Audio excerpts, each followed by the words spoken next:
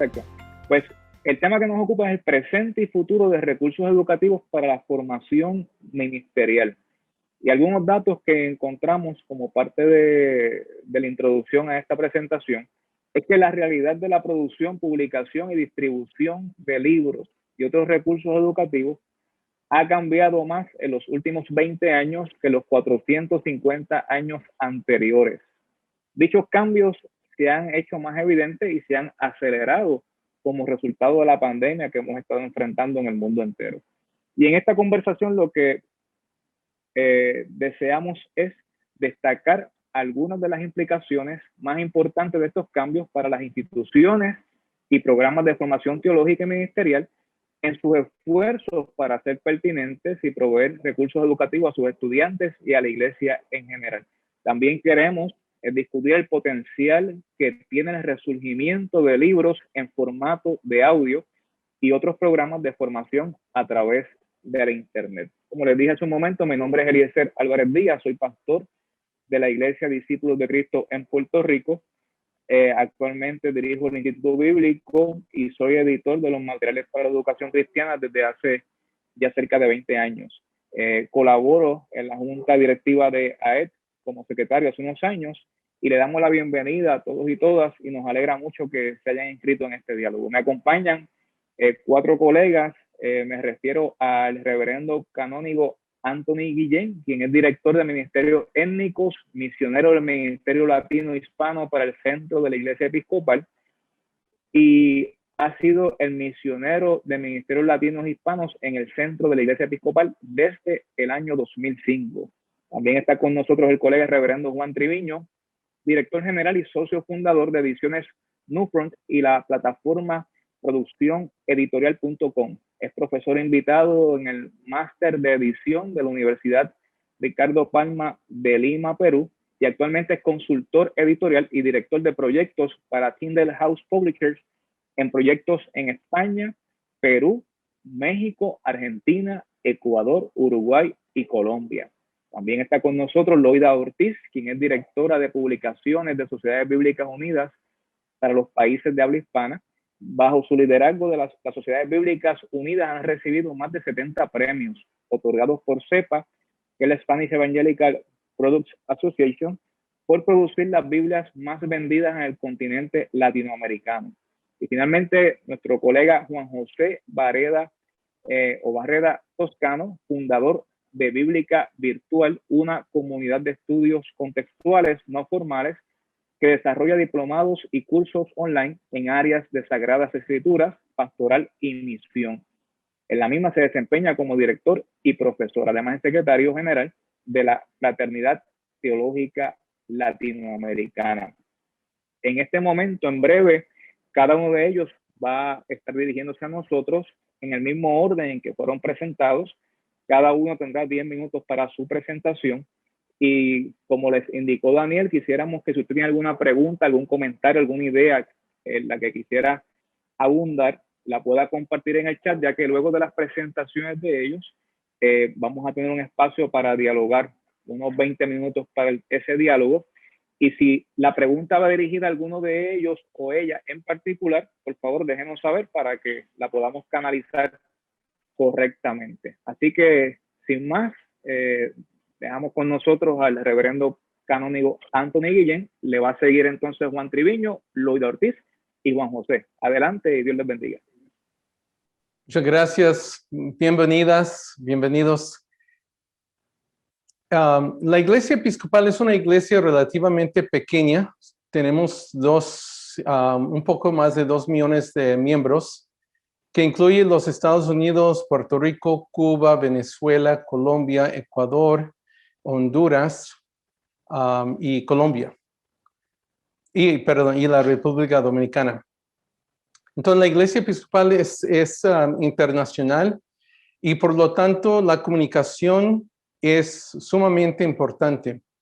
Por muchos años la Iglesia en Latinoamérica se ha sentido huérfana porque obviamente la Iglesia Episcopal es una iglesia tradicionalmente anglosajona, que su idioma es inglés, y los recursos han sido muy limitados, especialmente en la área de la educación teológica. 15 años pasados, cuando yo entré a este ministerio y comencé a visitar a la iglesia, me di cuenta de la escasez de recursos y el hambre que las personas tenían de conocer más y de la formación. Y yo buscaba cómo es que nosotros podemos compartir recursos con tanta distancia entre nosotros, no solamente entre el mar y las montañas y los países, pero también a veces cultura y simplemente los conceptos de escasez, de que no teníamos. Lo que sabía era de que teníamos mucho, pero todo estaba aislado en sus propias regiones. ¿Cómo podíamos juntar esos recursos para apoyar el ministerio y poder conectarnos y aprender uno del otro? Yo he sido una persona que siempre estoy buscando nuevos recursos. Me gusta explorar y entonces rápidamente conocí a otras personas que tenían ese mismo anhelo y comenzamos a buscar maneras de poder comunicar, tener reuniones, tener clases de formación para poder apoyarnos en el ministerio. Antes de que Zoom fue popular, cuando salió en el 2013, nosotros comenzamos a usar Zoom el segundo mes que existió Zoom y comenzamos a compartirlo con la iglesia, que era un recurso que era muy útil para nosotros y que nos iba a ayudar a poder crear esos programas que tanto necesitábamos, porque ya la distancia era era mínima. Lo primero que hicimos fue comenzamos a entrenar a personas a cómo utilizar las redes digitales, los recursos digitales y las redes sociales cuando eso fue más común. Y hemos esforzado mucho de nuestro trabajo evangélico misionero en esos aspectos, entrenar a personas a cómo utilizar esos recursos para poder expandir la comunicación, la formación y el evangelismo.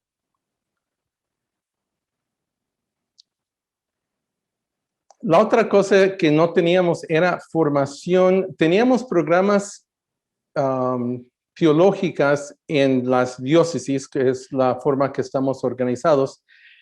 Muchas diócesis tenían seminarios o escuelas de teología, pero todo limitado o dirigido a personas que estaban en el proceso de ordenación. Pero no teníamos nada para laicos. Y comenzamos a pensar cómo podíamos crear una escuela para los laicos, las laicas. Y en eso, y como tenemos buenas relaciones con muchas otras iglesias y denominaciones, trabajando con los luteranos, ellos tenían un programa que se llamaba Academia Luterana de Liderazgo. Y lo compartieron con nosotros y cambiamos el nombre para llamarle Academia Ecuménica de Liderazgo. Esa academia contiene 12 cursos y los cursos fue creada en tiempos diferentes. No fue creada para algo digital, pero son cursos, pero es un programa híbrida.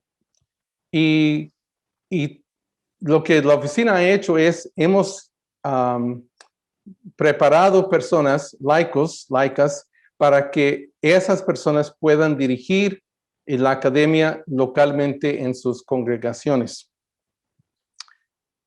Y el año antepasado comenzamos a crear ya por decir, un seminario, un programa alternativa para poder proveer la educación teológica a un nivel académico y un nivel que esté en par con otros programas.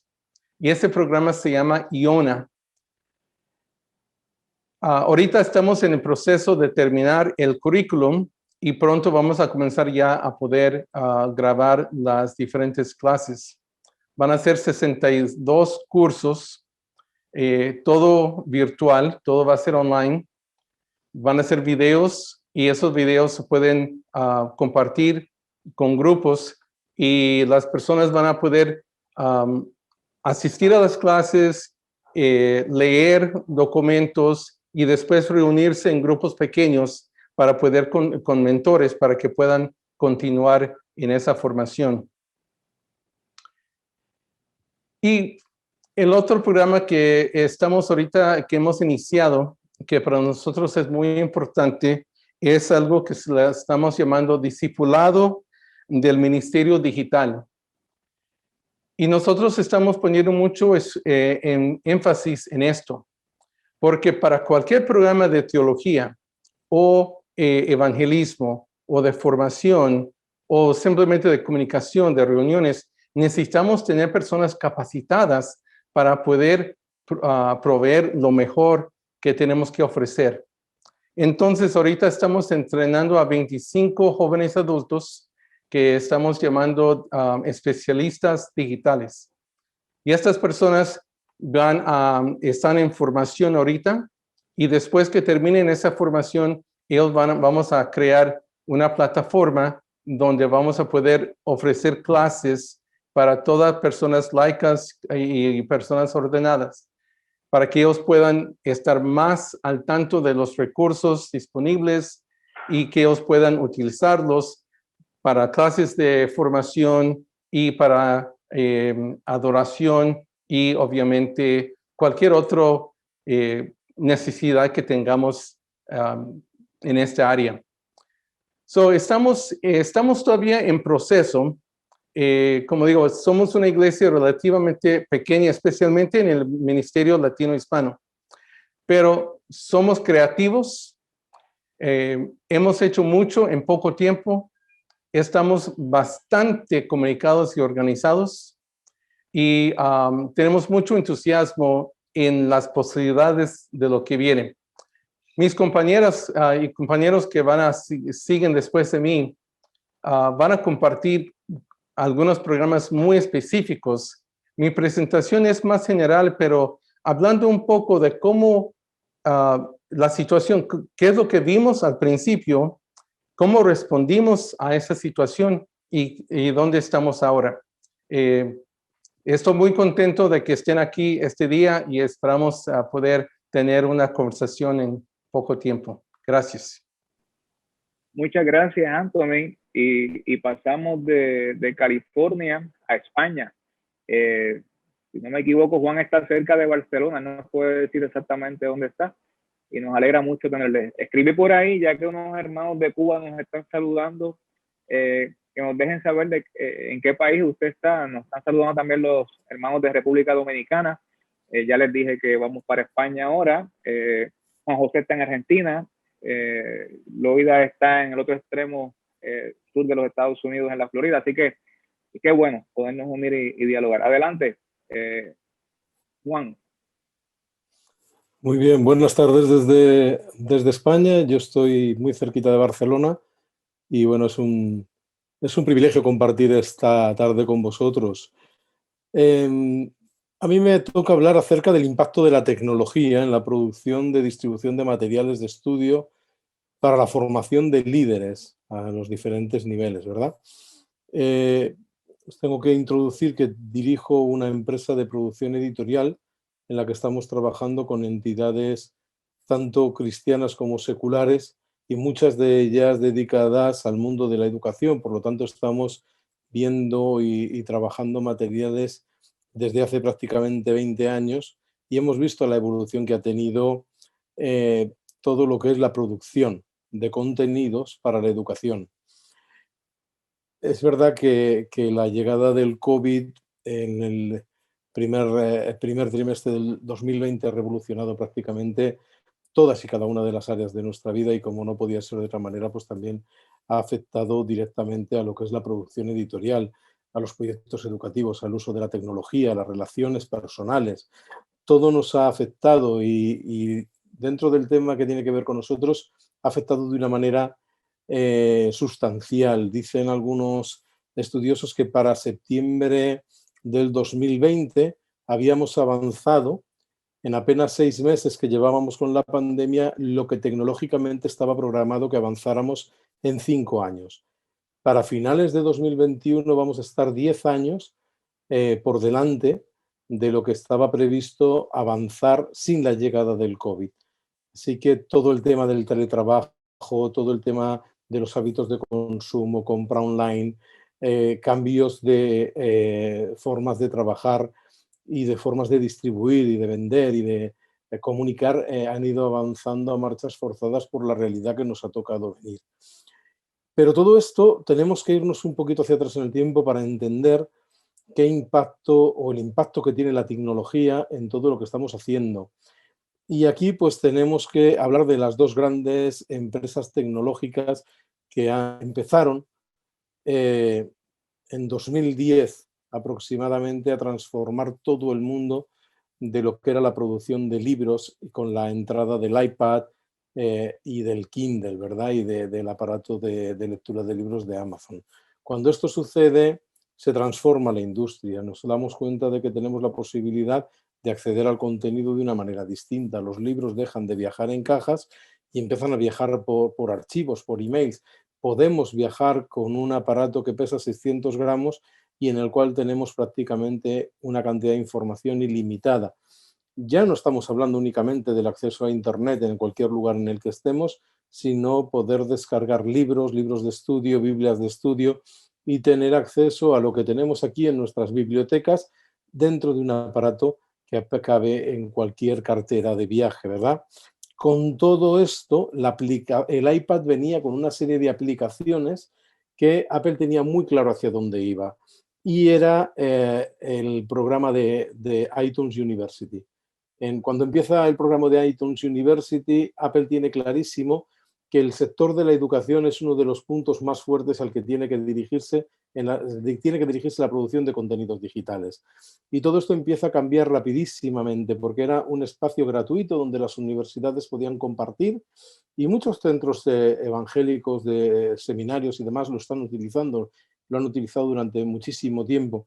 Y empieza a cambiar todo el hábito de consumo en cuanto a los materiales didácticos y, por lo tanto, esa demanda de utilizar esas nuevas tecnologías dentro de las universidades hacen que los propios editores de contenidos de materiales de estudio tengan que cambiar sus hábitos, su producción y su forma de trabajar.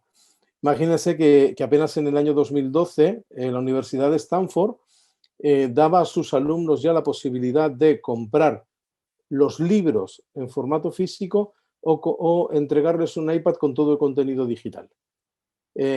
Todo esto ya se ha ido extendiendo. Hoy, por ejemplo, en España, muchísimas entidades académicas están entregando a sus alumnos ya en primaria ordenadores portátiles, tablets, para que puedan acceder al contenido, para que puedan estudiar desde casa si vuelve a suceder un episodio como, Dios quiera que no, el que tuvimos el año pasado con ese confinamiento tan severo, que aquí en España nos tuvo 3 meses sin salir de casa y acabó con el curso escolar en febrero, en marzo, ¿verdad? Todo esto ha hecho que vayamos tomando decisiones. En el ámbito evangélico, todo esto también ha cambiado a otra velocidad. Y es que las editoriales evangélicas han ido a diferentes marchas. Hemos visto que algunas entidades como Sociedad Bíblica han avanzado rápido. Hemos visto temas como YouVersion, que aparecía en 2008 como página web y en 2014 ya estaba como aplicación para que todos pudiéramos utilizarlo.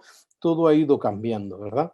Pero todos esos cambios que hemos visto en hábitos de consumo, en el uso del teléfono como el elemento fundamental para acceder a la información, en la realidad de las iglesias, como decía Antonio hace un momento, ahora todos utilizamos Zoom, todos utilizamos Skype, pero lo hemos hecho ya casi obligados por la necesidad cuando no nos dejaban congregarnos, ¿verdad? Y hay que sumar a eso 2 o 3 aspectos que tienen que ver específicamente con el ámbito evangélico. En la mayoría de los casos, tanto en España como en Latinoamérica, yo llevo 20 años viajando a América como 8 o 10 veces al año y coincidido con Loida, muchísimas ocasiones por ahí viajando y con otros hermanos. hay muy pocos pastores que puedan dedicarse a tiempo completo. La mayoría de las iglesias son iglesias pequeñas que no tienen la capacidad de pagar a sus pastores a tiempo completo. Y eso está pasando en España, está pasando en América Latina. Eso también hace que nuestros estudiantes tengan unas expectativas para su futuro ministerial, en el que son conscientes que van a tener que compaginar su ministerio con su trabajo. Y esa ha sido la realidad que he tenido yo desde que salí del seminario. Al mismo tiempo trabajando y al mismo tiempo sirviendo al Señor.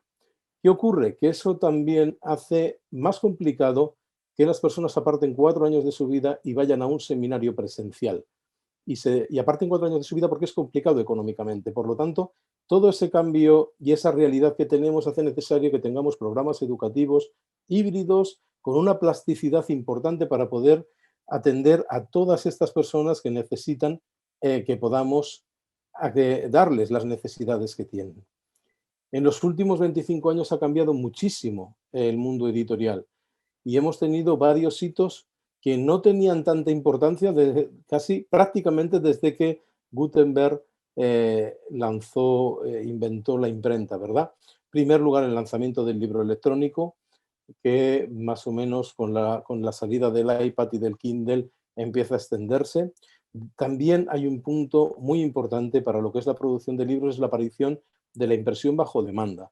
La impresión bajo demanda ya permite, desde los años 90, pero ya en 2010, ya consolidada, con la posibilidad de que yo pueda vender un libro o servirle un libro a un alumno que está en Colombia, estando yo en España, imprimiendo un solo ejemplar y que eso aún me deje un rédito económico a mí como editor. Todas esas posibilidades tecnológicas nos abren la puerta a más diversidad de oportunidades para los autores. Con todo esto de la impresión bajo demanda aparece la autoedición. Ya no necesitas imprimir 1000 ejemplares para que tengas un precio bueno para poder vender el libro. Ya puedes imprimir 10, 15, 20 y aparecen las editoriales de autoedición que al principio eran ese rincón donde iban los autores que no cabían en las editoriales tradicionales, pero de repente nos damos cuenta que grandísimos autores están en las editoriales de autoedición y están creciendo y apuestan por ese modelo. Y después tenemos la irrupción del audiolibro. El audiolibro es tremenda la irrupción que ha tenido y Loida Ortiz nos va a hablar mucho más de eso, porque es impresionante cómo ha llegado a implantarse en apenas 3-4 años de vida, ¿verdad? ¿Qué conclusiones, o sea, qué cambios tiene todo esto? Pues que las editoriales han tenido que cambiar la forma de hacer sus libros, la forma de producirlos y la forma de venderlos. Los libros ya no viajan en cajas en muchísimas oportunidades, se están imprimiendo ya en los países de destino, tanto las editoriales evangélicas como las no evangélicas. Las españolas sí se están enviando libros puntualmente, pero muchas ya están produciendo en los países de destino. Hay más oportunidades en la distribución, más oportunidades para los autores, con todo lo que hemos hablado de la autoedición. Han cambiado los hábitos de lectura, por lo tanto estamos obligados como productores de material didáctico a ofrecerle a los alumnos diferentes posibilidades para que se puedan acercar al contenido de diferentes maneras, y está cambiando la educación. Como hemos visto, el COVID nos ha obligado a transformar la forma en la que estamos acostumbrados a estudiar. Ahora mismo ya no se plantea que alumnos de bachillerato de universidad estén los 5 días en clases, sino que para el próximo curso, que empezará en septiembre aquí, entre agosto y septiembre en Europa, ya se plantea que los alumnos vayan 2-3 días a la semana y el resto del tiempo lo hagan en casa para tener grupos más pequeños, para evitar riesgos o estar más cómodos con todo esto. Por lo tanto, ya termino porque no sé cómo voy a hacer de tiempo, pero voy bien. Perfecto. ¿Qué es lo que tenemos que hacer? Yo creo y os propongo que tengamos proyectos más elásticos. Lo estático tiene un problema serio ante la realidad tan cambiante que tenemos. Si no somos capaces de adaptarnos a las realidades que tenemos, vamos a tener problemas. Por ejemplo, las librerías que no tenían un buen e-commerce, cuando llegó la pandemia, han sufrido muchísimo para salir adelante. Sin embargo, las librerías que tenían un buen proyecto de comercio electrónico no solamente han salido adelante, sino que muchas de ellas han crecido en sus ventas porque no se ha dejado de leer, sino que se lee más ahora y durante la pandemia hemos leído más. hemos de aprovechar las nuevas tecnologías. O sea, ya no estamos hablando de la palabra impresa, como se decía antiguamente, ¿no? Cuando íbamos con la Biblia. Ahora nuestros jóvenes van con el teléfono, van con la tablet. Hay muchísimas personas que no tienen acceso por diferentes motivos a la palabra de Dios escrita, y siempre me acuerdo de mi abuela, que era ciega y que pudo acceder al Evangelio porque le enviaban los casetes con la Biblia grabada, ¿verdad? Hoy tenemos muchas oportunidades y esas oportunidades nos ayudan a llegar a más personas. La flexibilidad que he comentado antes, y desde luego necesitamos cooperación, acuerdos de cooperación con entidades locales. Eso está funcionando en el mundo secular, pero también en el mundo evangélico. Si no podemos viajar tanto como antes, si no podemos enviar los productos como enviábamos antes, si el mercado está cambiando tan rápidamente, tener un socio local nos ayuda. Entonces, tener seminarios hermanados de un lugar y en otro, que podamos trabajar en la producción, que tenemos a las sociedades bíblicas que están implantadas en todos los países prácticamente que estamos aquí representados. Todas esas cosas nos ayudan a poder colaborar y crecer en la producción y en la extensión de los materiales, que es la parte que a mí me toca. Sobre todo, hay un término que yo estoy intentando a mis clientes explicarles y transmitirles, que es flexibilidad. Hay que ser muy flexibles. Lo que hemos hecho hasta ahora ha funcionado hasta ahora, pero no tiene por qué necesariamente sostenerse en el futuro. En la pandemia nos ha enseñado que todo puede cambiar muy rápido y tenemos que tener procesos de producción, procesos de distribución, procesos de difusión que nos permitan adaptarnos a las circunstancias. Y ahí pues hace falta mucha plasticidad, mucha creatividad y muchos contactos para poder trabajar directamente en los países de destino donde queremos que lleven los materiales. Así que pues muchas gracias por escucharme.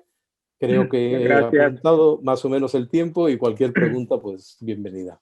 Sí, muy bien, muchas gracias, Juan. Y verifique también la opción que hemos dado de escribir preguntas o comentarios en el chat para que abundemos sobre ello una vez nuestros panelistas concluyan. En este momento le corresponde a Loida Ortiz.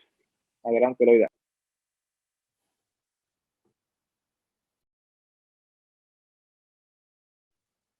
Muchas gracias, encantada de poder compartir con este prestigioso panel.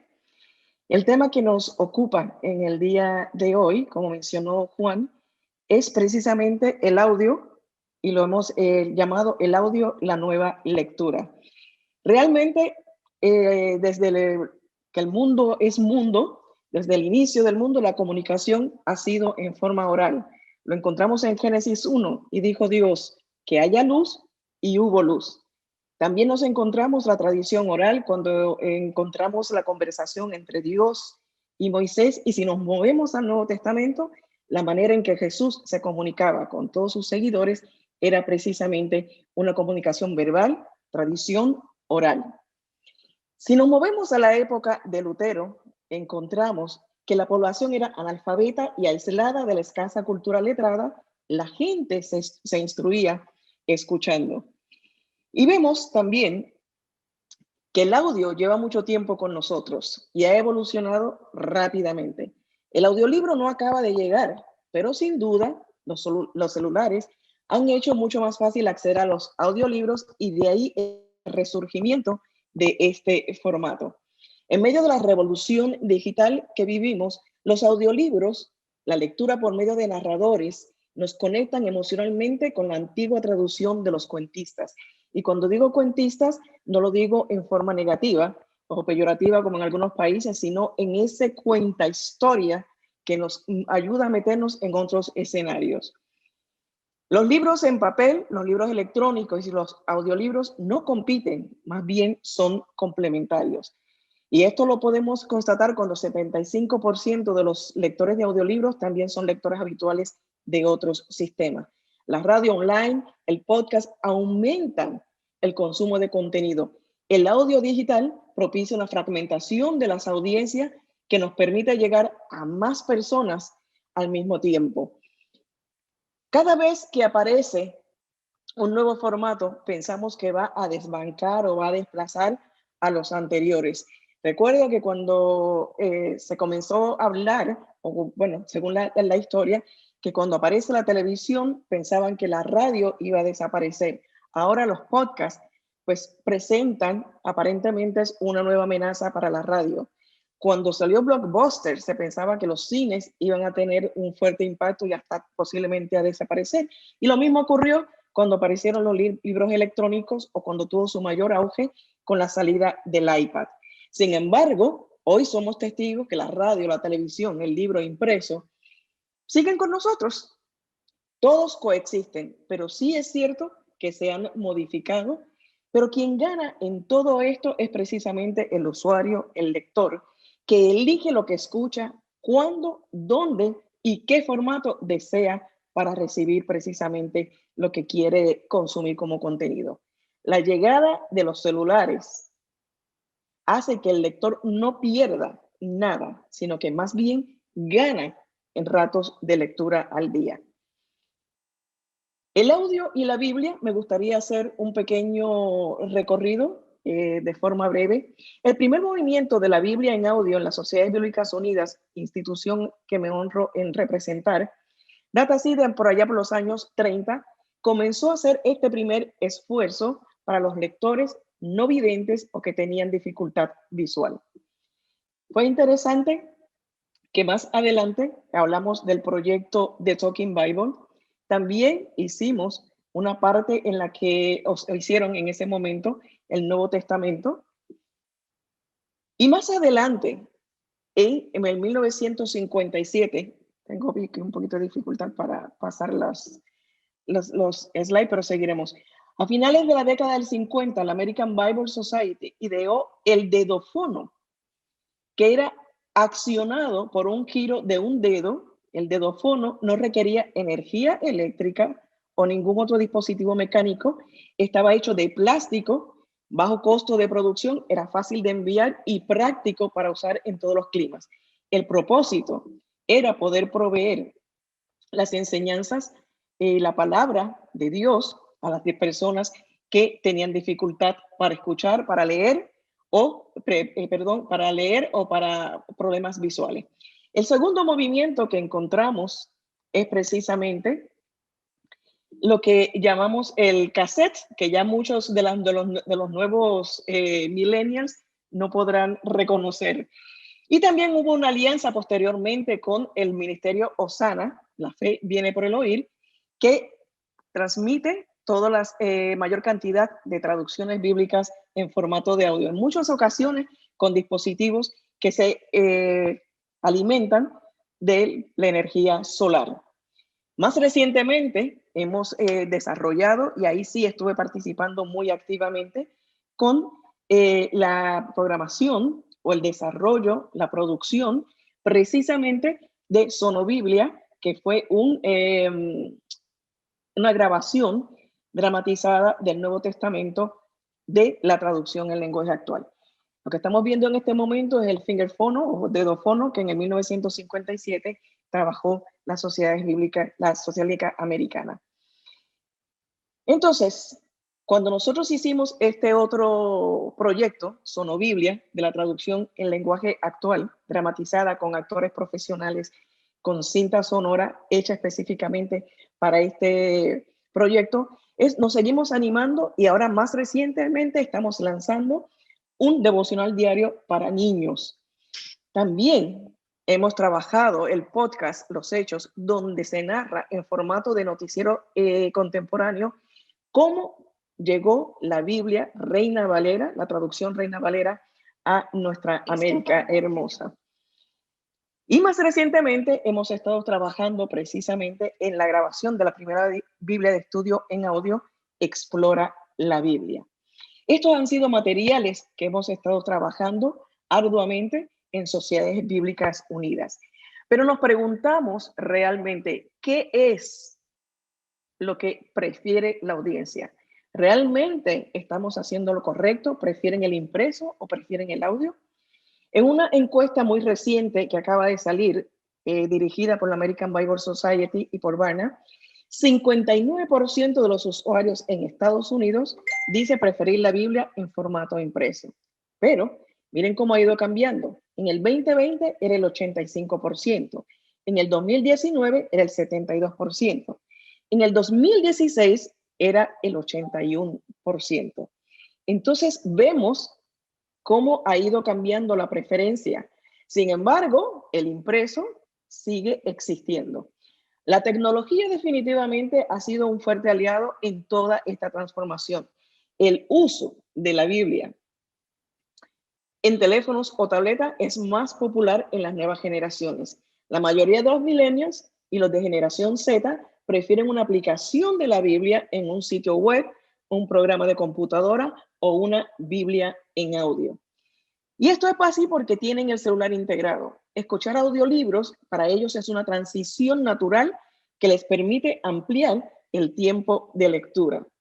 El audio ha resurgido como la manera más efectiva para las audiencias consumir contenido. Por supuesto, la llegada de los altavoces inteligentes como Amazon Echo o Google Home incrementan el número de oyentes y, de hecho, en Estados Unidos, un 30% de los oyentes lectores afirma haberlos utilizado para escuchar audiolibros. Y si seguimos hablando de tecnología, ya tenemos almohadas inteligentes que nos permiten escuchar contenido mientras nos echamos ahí una siestecita, descansamos un poco. Ya inclusive se publica primero en audiolibro antes que en el impreso. Y si todavía esto no es suficiente para sorprendernos e impactarnos, existe la tecnología que permite transcribir audios en forma de texto y esto pasarlo a formato impreso en cuestión de 24 horas. Por supuesto, no es una máquina que está disponible en cada esquina, pero ya existe la tecnología. Puede transcribir prácticamente sin errores desde un audio o desde un video y plasmarlo en un formato impreso. A ese nivel estamos trabajando o la tecnología nos pone a nuestras manos. Todos sabemos que el 2020 nos cambió la vida a todos y gran parte de la clase trabajadora comenzó a trabajar desde su casa. Y esto naturalmente, como decía Juan, cambió los patrones de consumo de audio. Algunos aprovechaban el trayecto a y desde el trabajo para escuchar y ahora, digamos, tienen más tiempo para hacerlo desde la casa. La suscripción, esto es importante, a plataformas de libros y a los podcasts creció más del 100% en el 2020.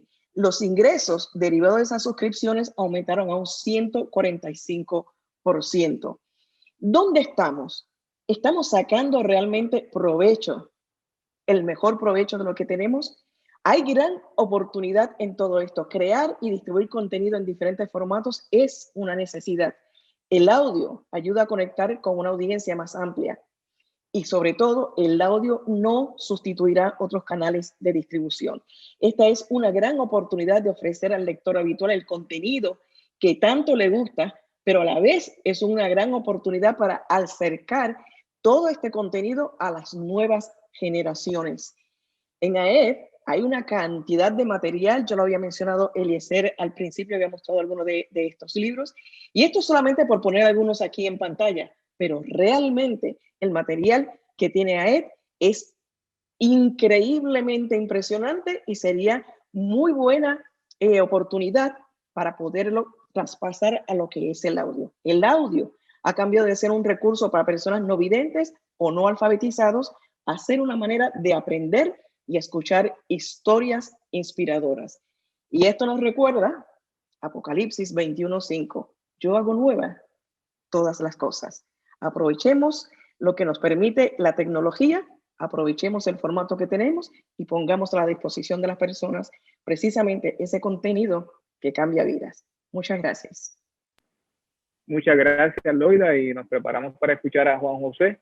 Ya hay algunas preguntas en el chat, si hay alguna otra, recuerde que una vez Juan José culmine su parte, vamos a tener ese espacio para dialogar y que ellos puedan contestar sus preguntas. Adelante, Juan José desde Argentina.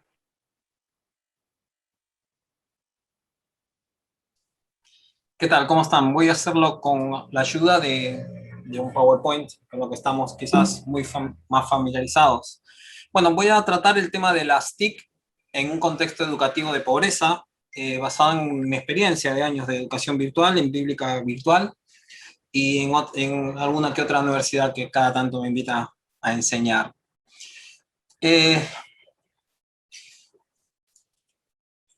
Un mundo virtual. Ya han compartido bastante mis compañeros, mi compañera, así que bueno, no voy a extenderme demasiado. Un tiempo de cambios y de cambios abruptos, esto solamente para pensarlo. Las tecnologías, TIC significa, es la abreviación de las tecnologías, las siglas de tecnología, información y comunicaciones. Tienen con nosotros más de 2 décadas. Y por lo general lo atribuimos a las nuevas generaciones o a los jóvenes. Los adultos hemos manifestado en muchos casos una cierta resistencia al uso de estas tecnologías, y no creo que precisamente por una cuestión de edades, sino que con todo lo que tiene que ver la concepción de la edad y de la generación. El tema de las cuarentenas nos ha llevado a migrar, y como toda migración tiene sus duelos, trae sus cambios, el tema de las identidades, en algunas oportunidades o muchas veces también la exploración de nuevas potencialidades, de nuevas oportunidades, ¿no? Y esto ha afectado también la educación virtual, el uso de las tecnologías. Ya mencionaron varios compañeros, el hecho, por ejemplo, la creación de materiales digitales, en algunos casos, de los libros inteligentes o de los libros en voz, de los que ahora voy a hablar, porque me parece que es una herramienta valiosísima, tanto el libro digital como el material en voz. Las TICs, las tecnologías. Estoy hablando de las plataformas digitales, estoy hablando de una computadora, de un celular, de una tablet, de un smartphone, de un iPad, a lo que tenga acceso usted o se puede acceder. Una PC. Son instrumentos o se configuran como nuevos mundos en los cuales incursionamos y en los cuales somos de forma diferente. Esto es algo muy importante diferenciar. ¿Son neutros? No, no lo son. No es que el programa tradicional que hemos tenido de educación ahora de repente lo vamos a adaptar a un programa digital. No se puede, porque estas tecnologías se resisten a ser tratadas como un instrumento neutral. Y entonces nos están planteando varias cosas con relación, por ejemplo, a la educación. Es decir, ¿qué es la educación? ¿Realmente estábamos educando y lo estábamos haciendo de forma correcta?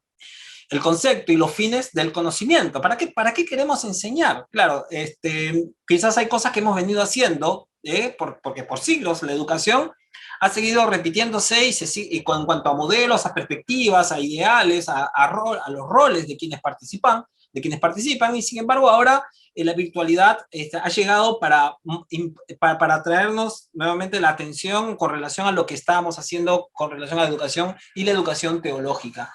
Entiéndase educación teológica desde un discipulado, desde una conversación con otra persona, a una clase formal universitaria. Es que la universidad está siendo cuestionada hoy en su rol y en el sentido que tiene realmente estudiar en una universidad.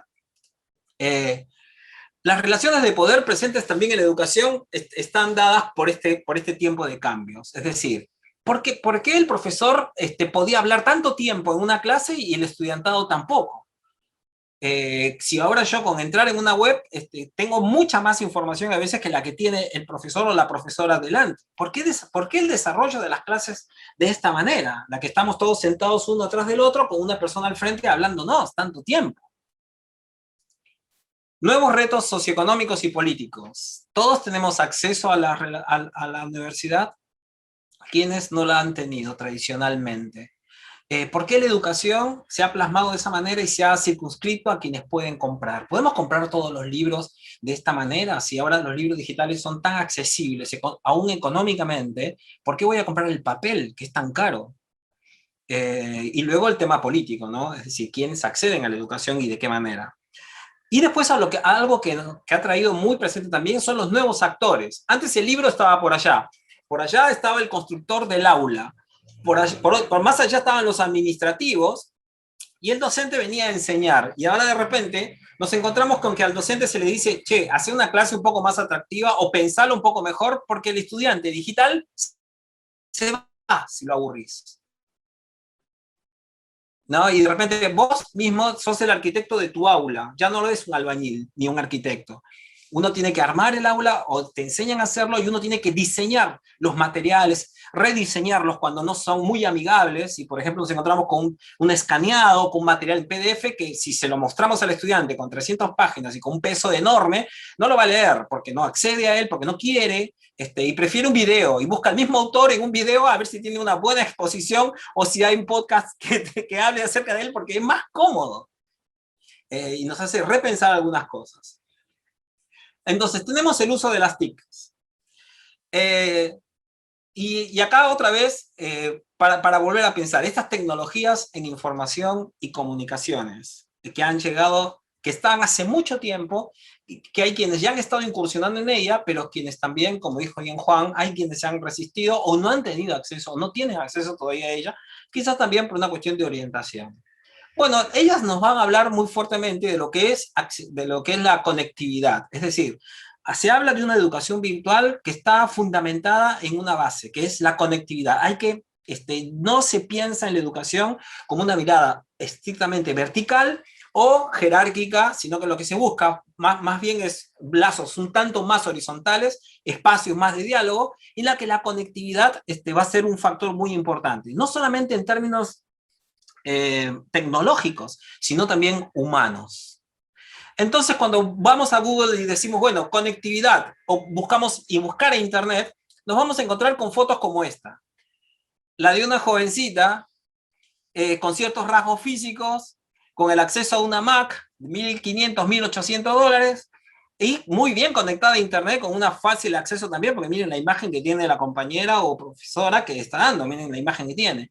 Una realidad que no todo el mundo comparte por diferentes razones. Hay muchos de ellos, para hablar de América Latina, por cuestiones seguramente económicas también. Entonces, cuando se piensa en conectividad, se tiene que pensar también en términos sociales. Es decir, cuando yo diseño un curso, ¿en quién estoy pensando? ¿A quién quiero acceder? Mi curso, ¿a quiénes les va a permitir acceder? ¿Solamente a jóvenes que se manejan de esta manera y que son de clase media y que tienen este nivel de Internet? ¿O puedo diseñar programas creativos que apunten hacia todo ser humano, como es el mensaje del Evangelio que se nos ha invitado a anunciar y a llevar? Entonces, la educación virtual, por lo menos en lo que ha sido el ideal que se escuchó, uno puede criticar y puede observar que en muchos aspectos no lo es, pero desde el punto de vista cristiano, de lo que es la educación cristiana, yo creo que hay que pensar que esta cultura de la colaboración y la accesibilidad debe de permear nuestro trabajo, y lo podemos hacer cuando lo hacemos de forma colaborativa. Es decir, yo que sé, yo que puedo, yo que tengo muchas formas de ayudar a que otros accedan a la educación. Y seguramente en este tipo de pandemia muchos hemos experimentado esto, ¿no? De ver que una persona de una generación que manejaba muy bien los dispositivos y las redes sociales y otras cosas que no se sabían que existían, nos han estado ayudando a aprender. Y estamos aprendiendo a estudiar más colaborativamente, ¿no? Y el tema de la accesibilidad, que se me traba la lengua, que me parece que es muy importante. Es decir, los dispositivos que tengo, los materiales que tengo, contribuyen para una persona que, por ejemplo, no tiene banda ancha, o que tiene un dispositivo, que no tiene las computadoras y todos los dispositivos que nosotros usamos, pero quizás tenga una tablet pequeña, facilitan a que el mensaje, la enseñanza, la educación sea democrática, sea horizontal y que llegue a la mayor cantidad de gente que pueda y que tenga la voluntad de estudiar. Bueno, la cultura online también nos está incentivando a la colaboración. Es decir, salir del plano de que, bueno, este es mi proyecto y yo lo hago todo, y yo entonces soy una iglesia que tiene además un comedor y que abre una escuela y que abre de esto. Y me pongo a pensar, bueno, si ahí hay una escuela, ¿para qué abro yo otra acá? Mejor voy y hago un acuerdo con aquellos y sumamos. Entonces hay organizaciones que producen literatura, otros que hacen trabajos con videos. ¿Será que necesitamos crecer al estilo antiguo o comenzamos a trabajar de forma más unida y de forma de colaborar para poder sumar esfuerzos y poder potenciarnos todos mutuamente en este proceso que llamamos educación? Entonces, las TICs y la educación virtual en este tiempo también nos habla de la creatividad. Una creatividad entonces inclusiva, que en vez de estar pensando cómo compito con el otro, se piensa cómo puedo yo coparticipar, qué puedo traer a la mesa cuando nos sentamos a comer? ¿Qué puedo traer yo para sumar a los demás? ¿Y puedo estar abierto o no a los demás? ¿De qué manera? Entonces, por ejemplo, algunas cosas muy sencillas con relación a la educación virtual y al uso de las TICs en contextos quizás de adversidad o de pobreza, es, por ejemplo, pensar en las clases que sean breves y colaborativas. Se cansa, es muy difícil estar frente a una clase de hora y media, de 2 horas. El uso del smartphone, que es un dispositivo que hoy la gran mayoría de las personas tenemos, y que se llama justamente, el nombre smartphone es para sacarle provecho. La mayoría de las personas apenas le sacan provecho a un 10% del potencial que tiene este aparato. Y muchas de las cosas que preparamos no están hechas para ello. Por eso me atraía tanto la propuesta de mensajes de voz, de textos de voz, de lectura, y me encantó que se hable de la presentación como noticiero y de la narración dramatizada. Ya voy a entrar, ni bien termine esto, porque me parece genial pedagógicamente hablando. Yo soy biblista, en realidad, y me metí a estudiar esta carrera porque me parecía que era necesario para poder ayudar a otras personas a estudiar Sagradas Escrituras. Entonces, cuando escucho que la Biblia se lee narrativamente, se dramatiza y todo, y con voz, me parece una genialidad. Qué bueno que exista. Hay que popularizarlo todavía más. Videos breves y que sean bellos, porque esta cultura no lee el texto escrito, lo que hace es leer la imagen, lo que hace es, oye con el tema de la voz. Y le presta mucha atención, por eso que lo de la dramatización me parece una genialidad. Podcast, ni hablar, textos de voz, que pueden ser producidos también por muchos de nosotros y ser transmitidos en un smartphone, con no tan alta conectividad, con mensajes que se puedan comunicar. Y acá no le quiero hacer propaganda a Google, lo que digo es que tenemos muchas herramientas gratuitas que podemos usar también para la educación, ¿no? El Google Workplace, por ejemplo, que puede colaborar bastante. Y después métodos educativos que estén relacionados con el trabajo en grupos, en donde esta cultura de horizontalidad, de diálogo, se preste para esto. Preparar materiales para que faciliten los estudios en grupos y una cultura de diálogo de esa manera. Si no, seguiremos así,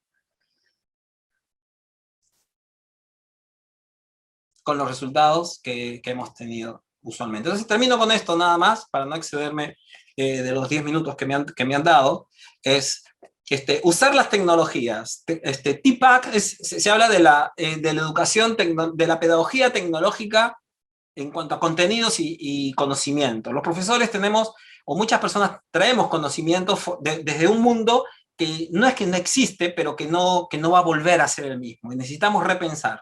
Entonces, usar la tecnología para reproducir las clases como las dábamos siempre no tiene sentido. Entonces lo que necesitamos es repensar la educación, repensar la enseñanza y ver y advertir cómo la virtualidad nos potencia, también con sus puntos negativos que necesitamos tenerlas presentes. Son 10 minutos nada más, me he excedido y no quería excederme demasiado a usar de la confianza de los expositores, pero hay muchas cosas que seguramente podemos conversar. Excelente, Juan José y los demás colegas. Y quisiera pasar ahora a algunas preguntas que han compartido los participantes en el chat. Mari Carmen Laureano nos pregunta qué opciones tienen los autores al publicar sus trabajos. Lo mejor es que publiquen impreso, combinado con lo digital, incluyendo que sean audiolibros. Yo creo que Loida nos puede abundar un poquito más sobre eso. Yo creo que ella trajo alguna información que lo puede retomar. También Juan Triviño puede comentar sobre al respecto. Como mencionaba brevemente, porque pues, tuvimos que condensar bastante la información, ahora estamos viendo que hay personas que están publicando primero en audio y después publican en formato impreso. Yo creo que, como decía, todos estos formatos pueden coexistir. Es importante que si ya tiene un libro impreso, pues pase al siguiente paso, que es hacerlo también en formato de audio. También el libro electrónico, en la mayor cantidad de formatos que pueda y en la mayor cantidad de plataformas que los puedan compartir, tenemos más posibilidades de que el contenido que queremos darle a nuestra audiencia sea mucho más grande, se extienda mucho más y llegar a personas que antes no era tan fácil llegar solamente con el libro impreso. Así que para mí debe estar tanto en impreso como en audio como en libro electrónico, como en video, si es la posibilidad, porque uno no desplaza al otro, sino que se complementan. Muchas gracias, Loida. Un poquito más, es sí, un sí, solo adelante, esfuerzo. adelante. Podría ser un solo esfuerzo, ¿no? Porque tenemos el contenido, lo revisamos y ese mismo contenido ya revisado sirve para impreso, para audio y para los otros formatos. Perdón. Tranquila. Juan, puedes abundar y quiero también que escuches esta otra pregunta. He escuchado, es de Abraham Bruno, he escuchado que escribir libros no es rentable, por lo menos para intenciones de escritores latinos. Si esto fuera cierto, aún estaríamos limitados a un enfoque teológico americano o europeo. ¿Qué hacer para motivar y descubrir talentos hispanos que escriban desde nuestra realidad materiales para una mejor preparación ministerial? Así que tanto Juan como Juan José nos pueden ayudar con esa y si Anthony y Loida quieren participar, en confianza. Muy bien, en cuanto a la primera pregunta, opino como Loida. Yo creo que tenemos la oportunidad ahora mismo, tenemos las herramientas para que nuestro contenido llegue a la mayor cantidad de personas posibles. Y ahora mismo yo llevo diciendo muchos años que las nuevas tecnologías han acabado con la dictadura del editor. El editor antes decidía todo, decidía el tipo de papel, decidía cómo se imprimía la tapadura, dónde se hacía. Ahora mismo el autor tiene que trabajar con el editor para escuchar a los lectores. Y los lectores están pidiendo diferentes formatos y cada vez es más fácil que esos formatos lleguen a otras partes del mundo. Por ejemplo, que un libro impreso en Colombia llegue a España es posible y llevará un tiempo, pero que un audiolibro o un ebook llegue es cuestión de segundos. Entonces, yo creo que da posibilidades fantásticas a los autores, tanto de un lado del charco como del otro, de producir materiales de calidad y que esos materiales lleguen a otros sitios. En cuanto a la segunda pregunta, el tema de la rentabilidad y la literatura cristiana es muy complicado, porque la rentabilidad tendríamos que describir qué es eso. Yo siempre cuando me llega un autor le pregunto que cuál es el objetivo por el cual escribe. Si escribe para ser leído o para ser comprado. Ambas respuestas son legítimas.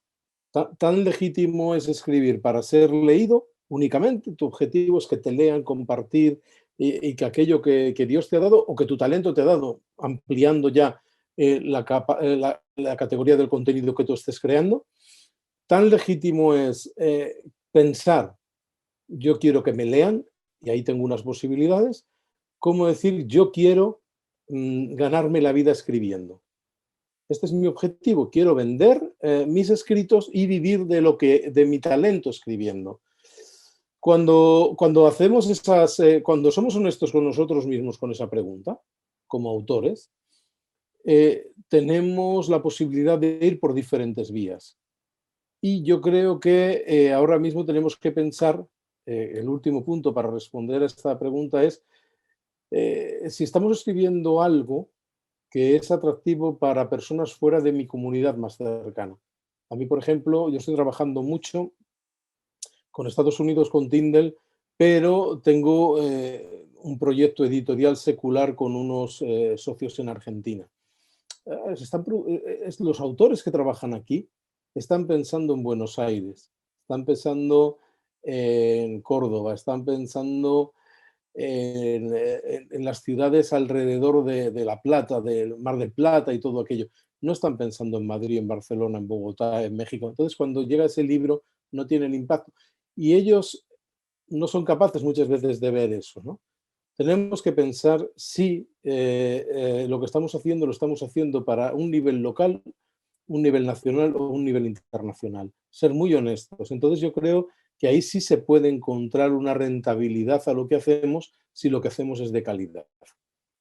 Entonces yo creo que lo que hay que hacer es trabajar por crear unos contenidos muy buenos, trabajar por ser muy profesionales en lo que hacemos y después ser realistas con lo que hemos escrito. Si estamos escribiendo para nuestra comunidad, pues estamos escribiendo para una comunidad y tendrá el alcance que tenga.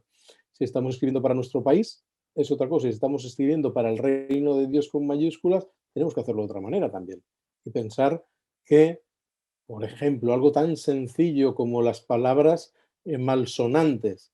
Yo cuando llego a Latinoamérica y me subo y me toca predicar, y me toca predicar en todos mis viajes, a los hermanos que me han invitado, lo primero que hago es pedirles perdón, porque seguro que voy a decir palabras que en España no suenan mal y que las puedo decir desde el púlpito y a lo mejor es una barbaridad decirlas en sus países.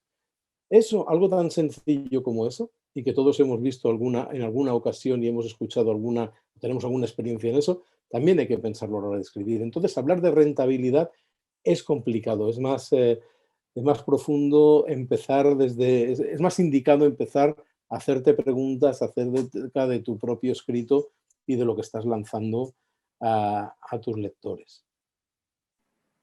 Muchas gracias, Juan.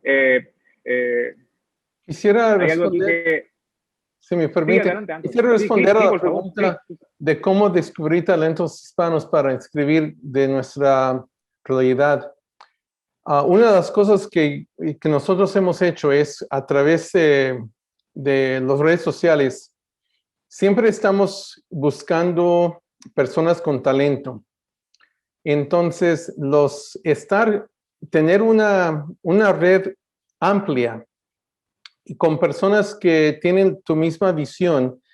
Yo tengo un grupo de personas que siempre estamos en las redes conectándonos con nuevas personas, leyendo sus documentos, escuchando sermones, viendo videos para ver dónde está el talento.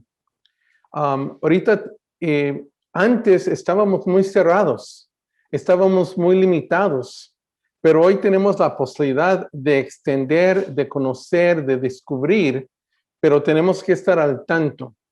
Entonces yo creo que hoy en día tenemos que poner atención a lo que las personas están, porque hay personas quizás que ni han pensado en escribir algo, pero podemos ver ya su potencial y podemos conectarnos con esas personas para invitarlos a que formen parte de escribir algo nuevo o ser parte de un libro o algún otro recurso que necesitamos. Pero yo creo que necesitamos estar muy pendiente, conectados, siempre expandir nuestro alcance, las conexiones, para que entonces podemos, cuando surge algo, podemos poder conectar a las personas para ese proyecto o ese libro. Muchas gracias, Anthony. Wilmer Estrada Carrasquillo nos invita a todos a la reflexión y quiero leer lo que él escribió aquí. Esta conversación nos debe hacer pensar sobre las distintas preferencias que nuestros estudiantes traen al salón de clase. Muchas veces usamos libros que solamente están disponibles en formato impreso, pero hay otras personas que desearían tenerlo en una tableta para leer o en audio para escuchar. En otras palabras, un desafío pedagógico de aprendizaje que debemos tomar en cuenta.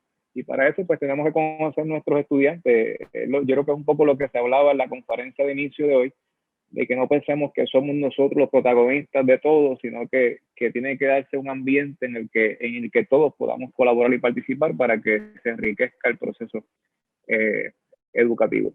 Quisiera también compartir otra pregunta, cualquiera la puede contestar, y la pregunta la hace Eddie Santos. ¿Existen estrategias didácticas teológicas estandarizadas para la educación hispana de hoy? La repito, ¿existen estrategias didácticas teológicas estandarizadas para la educación hispana de hoy? ¿Alguno la quiere contestar? Mi respuesta mía es de que no hay. Creo que estamos en ese proceso. En nuestra iglesia, en la iglesia episcopal, eso ha sido parte de nuestro problema, de que tenemos, y esto es parte de esa división que digo, esa separación, porque en la iglesia episcopal tenemos 109 diócesis, son regiones, como estamos organizadas. Tenemos ministerio quizás en 50% de esas diócesis.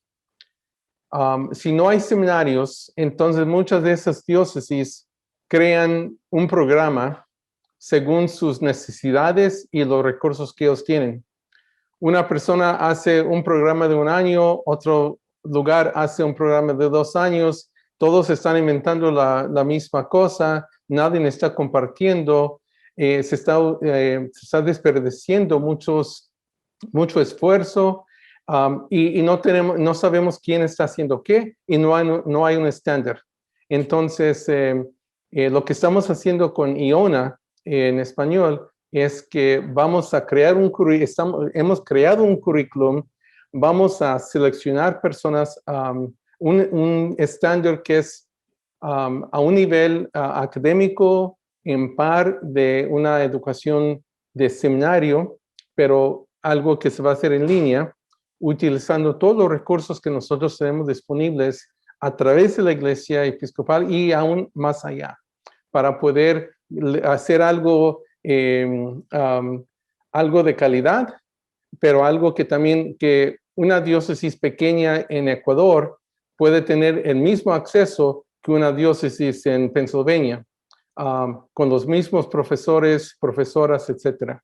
Entonces yo creo que eso es parte del el reto que tenemos hoy en día.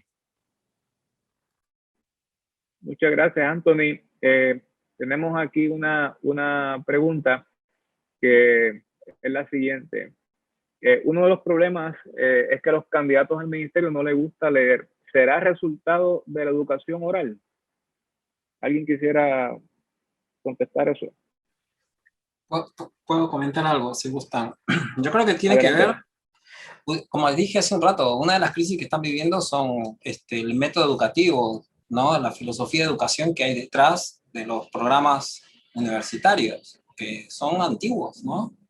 El mundo ha cambiado, o sea, viene cambiando hace mucho tiempo, y lo que ha pasado ahora es que se han acelerado algunos cambios. Esto no es una cuestión de estructura, es una cuestión de mentalidades también, y que tiene que ver mucho con el proceso cognitivo de cómo se aprende, en qué tiempo. Entonces, nosotros hemos empoderado la lectura del texto escrito como la única forma de llegar al conocimiento de una u otra persona.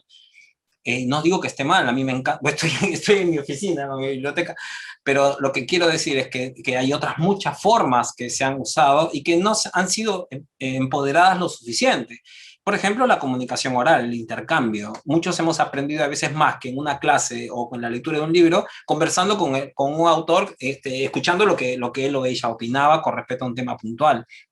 La educación también, esa estructura grande con programas, estándares para todos, comienza a entrar en crisis también, porque la gente percibe que por ahí con cursos cortos, o en algunos casos no tan largos, pero que sean más coyunturales, más puntuales, también requiere el cambio de la currículum, ¿no? Universitaria. Ya no tenemos tantas ganas de hacer un curso de introducción al Antiguo Testamento de 6 meses o de 8 meses, cuando puedo estudiar Jonás directamente, y usar otros métodos educativos que me ayuden por ahí a pensar llegar a otros conocimientos que son necesarios seguramente, tener una base sobre lo que es el Antiguo Testamento u otras cosas, con un poco más, pero desde otros lugares y de acuerdo a mis intereses también. Entonces, esta democratización que se está produciendo de alguna manera en la educación lleva a que se replanteen algunas cuestiones que son muy importantes. Es decir, ¿qué sería la democratización? Uno de los aspectos, por lo menos, ¿cuál sería? Es que hay que oír más al estudiantado, que antes llegaba a la universidad con un programa ya establecido y te decía, si vos querés recibirte, tenés que estudiar esto.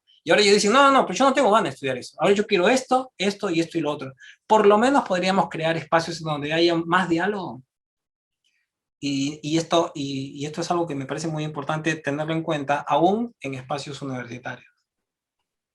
Muchas gracias, Juan José. Yo tengo 2 hijos, uno de 18 y uno de 16 años, y ellos pues tienen acceso a la información de una manera, ¿verdad?, extraordinaria, no como nosotros cuando nos criábamos, por lo menos yo, ¿verdad? Yo tengo 47 años. Y es interesante que cuando uno le va a decir algo, ellos lo primero que te dicen es yo sé, porque ellos sienten que tienen que saber, y si no lo sabían, cuando terminan de hablar contigo lo buscan, porque si no lo saben se sienten mal. Así que cómo uno capitaliza esas aportaciones de los estudiantes y ese conocimiento que traen nos enriquece mutuamente. ¿Cómo las casas de publicaciones están enfrentando la brecha digital globalmente? ¿Quién nos puede ayudar con eso? No sé si Juan o Loida, ¿cómo las casas de publicaciones están enfrentando la brecha digital globalmente? Bueno, las casas editoriales están desde hace muchísimo tiempo trabajando en multiformato.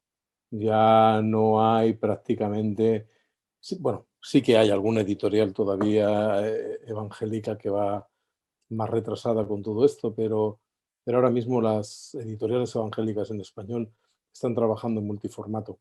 Yo creo que todas están entrando en el mundo del audiolibro poco a poco, pero bueno, siempre el mundo evangélico va un poquito más lento en el área editorial que el resto de las publicaciones.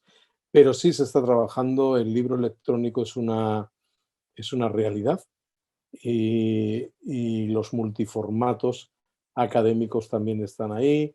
Y yo creo que sí tenemos, por regla general, una buena aceptación de esta nueva realidad por parte de las editoriales cristianas. Luego vamos, si vamos y echamos un vistazo a las plataformas de venta online, desde Logos, que el proyecto Logos todos lo conocemos y muchos de nosotros estamos suscritos y vemos ahí los contenidos de las editoriales, hasta si vamos a las diferentes tiendas de ebooks en nuestros países o ya más en Amazon o en Apple eBooks y demás, vamos a encontrar el contenido de las editoriales cristianas porque todos están trabajando prácticamente con estas plataformas. Entonces, yo creo que sí se está invirtiendo. Yo creo que quedan pasos por dar. Todavía no hemos entrado, como decía Juan José Barreda, en ver estas nuevas formas de aprender y estas nuevas formas de estudiar. Allí hago el inciso en lo que estabais hablando ahora mismo, y es que, por ejemplo, en España las instituciones académicas evangélicas están intentando regularizar sus estudios de acorde con lo que la ley pide para ser facultades universitarias. Entonces, eso implica reunir ciertas características, tanto del profesorado como en la forma de enseñar y en la forma de trabajar todo esto, y además no solamente en España, sino en la Comunidad Europea. Entonces, sí que ha hecho que los seminarios más importantes de España hayan trabajado de manera conjunta para que cada uno con su identidad denominacional puedan ofrecer programas similares y además convalidar títulos y convalidar estudios para que uno pueda hacer un año en un sitio, otro año en otro y demás. Eso no ocurre con todos los países. Por ejemplo, no todas las, por poner Estados Unidos como ejemplo, no todas las universidades de Estados Unidos donde tú puedes estudiar un grado en teología, después en España ese grado de teología es reconocido y convalidado. Entonces ahí pues vamos más allá. Así que si estamos haciendo estudios reglados en cada país, imagino que tenemos que cumplir una serie de normativas en cuanto a la titulación de los profesores, a las horas lectivas, a si es presencial, si no lo es, lo que permite en cada sitio la normativa que hay en cuanto a la enseñanza académica en ámbito universitario, ¿verdad? Entonces, yo creo que ahí pues queda un recorrido por hacer, pero va a ser más a nivel local, a nivel de cada uno de nuestros países, que a nivel global de toda Iberoamérica. Eso va a ser muy complicado porque en cada país hay unos requisitos diferentes. Muchas gracias, Juan, y quisiera dar la oportunidad para una pregunta más que tengo por aquí. No sin antes compartir algo que Wilmer Estrada nos deja saber, que Wilmer colabora mucho con lo que fue la certificación de los institutos bíblicos de parte de la ETH, y nos dice que la ETH está ayudando en este proceso de crear un estándar que brinde un fundamento común que luego pueda contextualizarse. Así que gracias, Wilmer, por darnos esta información. Y la última pregunta para la que tenemos tiempo es esta: ¿existen convocatorias específicas para presentar propuestas de libros? Si es así, ¿cómo acceder a ellas? ¿Existen convocatorias específicas para presentar propuestas de libros? Y si es así, ¿cómo acceder a ellas? Adelante los panelistas, si alguno puede contestarnos esa pregunta. A ver, cada editorial tiene su manera de recibir los contenidos y las propuestas. Y hay editoriales que aceptan manuscritos no solicitados y hay editoriales que no aceptan manuscritos no solicitados.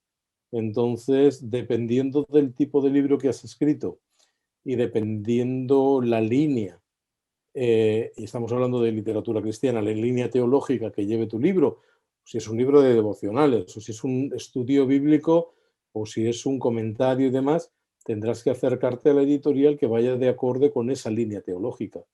Pues si vas a escribir un libro en una línea pentecostal, pues no vas a ir a Tyndale, por ejemplo. Si vas escrito un libro muy conservador, no vas a ir a otras editoriales como Casa Creación o HarperCollins, depende. Tienes que ver qué tipo de casa editorial concuerda con eso que tú has escrito, ¿no? Y después ver si esa editorial está solicitando manuscritos o no los está solicitando.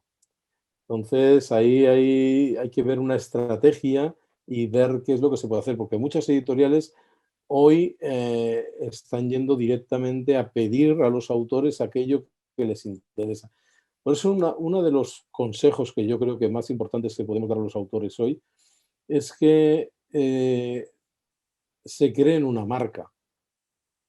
Y esto suena muy comercial, pero si los autores tienen un nombre en las redes sociales, si tienen un blog, si tienen un podcast, si van compartiendo contenido y ese contenido llega a las editoriales, es mucho más fácil después presentar un proyecto editorial que si no tienes detrás una comunidad que te escucha. Y puedes escribir un libro fantástico, pero si no te conoce nadie va a ser muy complicado. Que hoy una editorial, con todas las dificultades y con todo el riesgo que tiene y con todas las inversiones que debe hacer para que un libro funcione, apueste por alguien que no se está moviendo en un ámbito en el que pueda ayudar a que ese libro se conozca. Entonces, yo creo que tiene que haber una labor por parte del autor y eso es lo que las redes sociales han cambiado muchísimo porque han acercado a los autores a sus lectores. Esto antes solo se daba en las ferias del libro y en algunos eventos de presentaciones, pero ahora tanto los autores como los editores conocemos a nuestros lectores, porque en las redes sociales compartimos con ellos. Entonces necesitamos un punto ahí en el cual podamos crear una comunidad alrededor de lo que estamos haciendo a nivel literario para que cuando demos ese salto al libro en sus diferentes formatos, podamos tener una comunidad que respalda que ese material va a llegar y se va a difundir, ¿verdad?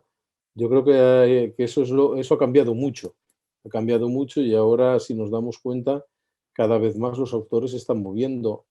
Los más menos conocidos, pero también los más conocidos, vuelven a asistir a los eventos, vuelven a asistir a las ferias, están presentes en las redes sociales, son muy activos en redes porque tienen que tener ese contacto con sus lectores. Eso es fundamental hoy. Hoy los lectores han cambiado y quieren conocer a los autores y quieren tener ese feedback con ellos.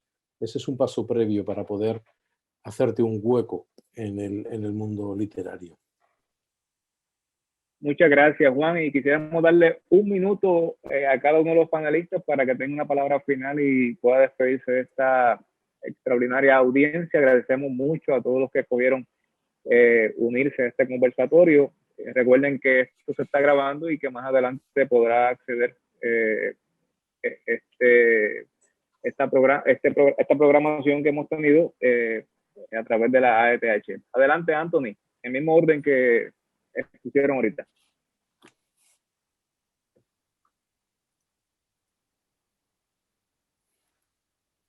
¿A mí? Sí, adelante, Anthony. Sí, que te despidas de la audiencia. Disculpe. Estaba con el chat. Pues, muchísimas gracias. Fue un placer estar con ustedes. Espero que ha sido una conversación útil. Y yo sé que yo aprendí mucho de las personas con quienes estuve en este panel. Que Dios les bendiga. Muy bien, pues muchas gracias a todos. Ha sido un placer estar aquí, como poder compartir con ustedes y también ver otras formas de hacer y en otros lugares. Y bueno, encantado de formar parte de este panel.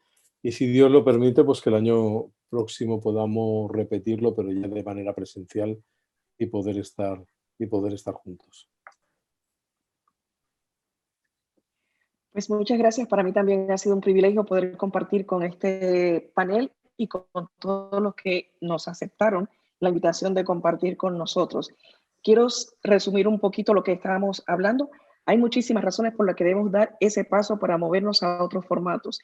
La gente está recibiendo, está siendo bombardeada con cualquier cantidad de información, buena, mala, terrible y más terrible aún. Y espacios que nosotros dejemos vacíos, estamos dejando para que otros corrientes ocupen ese lugar. No hay que tenerle miedo a los nuevos formatos, y hablando específicamente de lo que es el audio, el 50% de las personas que escuchan hoy en día audiolibros no habían leído ni un solo libro en papel en el último año. Por lo tanto, con esto quiero decir que con los audiolibros estamos creando, estamos alcanzando a nuevos lectores, pero también estamos recuperando a otros que habían abandonado la lectura y manteniendo los que ya son ávidos de leer. Recordamos muy bien las cosas y las escuchamos, y sobre todo les invito, porque sea que lo lean o que lo escuchen, la humanidad sigue necesitada de historias que alimenten su alma e iluminen su intelecto. Los audiolibros para mí es así como especie de un susurro al corazón que nos lleva a un acercamiento distinto al contenido que tanto necesitamos. Es una oportunidad para llegar a chicos y a no tan chicos. Yo concluyo diciendo que escuchar es la nueva lectura. Aprovechemos este momento y acerquemos todo el contenido que tenemos a las nuevas generaciones y a las otras. Muchas gracias. Gracias, Loida. Adelante, Juan José. Agradecerles la oportunidad de estar juntos y poder oír a mis compañeros de esta tarde. Y bueno, nada, esto, que quedan abiertas las puertas, hay mucho por trabajarse todavía. Hay cosas que ya se han venido haciendo y que tenemos la oportunidad de irlas analizando. No hay suficientes estudios sobre las repercusiones de las tecnologías en información y comunicaciones en los estudios teológicos, en las experiencias. Y bueno, vivimos un tiempo de grandes cambios, pero no por eso hay que pensar que será malo. Lo que sí nos va a desafiar es a replantear algunas cosas que se van a ir que van a ir surgiendo, y bueno, con la guía del espíritu y la iniciativa de todos, yo creo que se pueden recrear algunos espacios educativos con el propósito de que el mensaje o la enseñanza teológica siga siendo pertinente y saludable para la mayoría de la gente, ¿no? Sobre todo pensando en las nuevas generaciones que ya están hoy siendo personas de 30, 40, que ya son lo que antiguamente se les decía nativos digitales, y que ya tienen una forma, ya tienen muy incorporada esto. En 10 años va a ser algo que no se va a poder ya ni siquiera necesitar discutir, porque serán los que van a estar llevando adelante todo. Así que celebro lo de libros en voz y la digitalización de los libros. Así que bueno, y con el tema de la educación virtual, seguramente después de la pandemia vamos a explorar un poco más cómo hacer programas mixtos y aprender un poco más de esto. Gracias otra vez por la oportunidad de estar acá con ustedes. Muchas gracias, Juan José, y a todos los panelistas. Y yo creo que algunas palabras claves que pudimos escuchar en estas presentaciones fue necesidad, flexibilidad, oportunidad, accesibilidad, creatividad, repensar, colaboración. Algunas palabras que nos invitan a seguir reflexionando. Antes de culminar, quisiera pedirles que darle las gracias a Daniel y a Rodolfo, que nos han estado asistiendo. Daniel va a colocar en breve un enlace para una encuesta que queremos que usted complete para evaluar esta experiencia. Va a estar ahí en el chat también. Pero antes quisiera recordarles que la AETH, yo creo que esto es algo que ya todos conocemos, pero lo quiero una vez más recordar, ha estado muy activa en lo que es el Ministerio de la Palabra Escrita, especialmente el Comité de Publicaciones. Algunos de los títulos los pueden ver aquí en pantalla. Y también podemos, déjame ver qué pasó aquí. Bueno, vamos a hacerlo de esta manera para que lo puedan ver. Y recuerden que tenemos series como Conozca su Biblia, tenemos también la serie de introducciones, tenemos la serie Ministerio, y que la AETH está comprometida a seguir publicando recursos tanto en español como en inglés y en otros formatos para que podamos seguir siendo pertinentes en nuestro ministerio. Así que colabore con lo que son las publicaciones de la AETH, que a todos nos ha hecho mucho bien, y muchos de ustedes han sido colaboradores escribiendo y haciendo, ¿verdad?, viable que estas publicaciones se puedan seguir difundiendo. No sé si está por aquí el enlace para la encuesta. Daniel, si me escuchas, ¿nos quieres dar alguna otra instrucción? Sí, la encuesta ya la enviamos durante la ponencia que se ha realizado el día de hoy. Algunos han dado respuesta inmediatamente. La voy a colocar nuevamente para que puedan seguir respondiendo. Igualmente estaremos muy atentos a todo lo que sea necesario. Muchísimas gracias. Muy bien. Nos recuerda aquí Edgar Flores que la ETH tiene una promoción del 20% en toda su librería virtual. Así que aprovechen esta oferta. Permítanme tener una palabra breve de oración para culminar esta experiencia. Dios, gracias porque podemos afirmar que lámpara es a nuestros pies tu palabra, lumbrera nuestro camino, y que estos esfuerzos que tus hijos y tus hijas hacen y nos han enseñado a seguir aprendiendo acerca de ellos son para que tu palabra se siga difundiendo y llegue a toda vida. Te pedimos que tú bendigas sus ministerios, sus esfuerzos, y gracias por este grupo hermoso, nutrido de personas de diferentes países, trasfondos, ministerios que se han unido. Inspíranos con tu palabra y concédenos la sabiduría para seguir enseñándola y difundiéndola donde quiera tú nos permitas llegar. Continúa con nosotros en este encuentro en el nombre de Jesús. Amén y gracias. Amén. Dios les bendiga. Un placer y muchas gracias. Gracias. Voy a tomar una foto si alguien quiere, si quieren encender su cámara, y lo voy a poner en Latinos Episcopales. So, si me Adelante. permiten. Ríanse bien bonito. Pues somos bonitos, bonitas, ¿verdad? Ok. Gracias. ¿Cómo Dios no? bendiga. Hasta luego. Bendiciones. Bendiciones.